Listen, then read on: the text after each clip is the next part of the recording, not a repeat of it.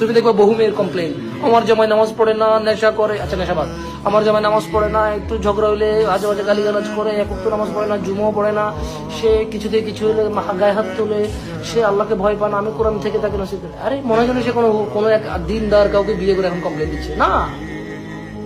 তার পরিবার চাইছে যে তার খাওয়া দাওয়ার নিরাপত্তা থাকবে, ঈদে পোশাক আশাক কেনার ক্ষমতা থাকতেই হবে, ঘরের মধ্যে একটা চৌকি হলে চলবে না, খাট হইতেই হবে, এবার সেগুন না হইলেও মেহগুনি হলেও চলবে, 50 ইঞ্চি না হোক 20 ইঞ্চি একটা এলসিডি স্ক্রিন থাকতে হবে, টেলিভিশন, হ্যাঁ 2-4-5 ভরি স্বর্ণ দিতেই হবে।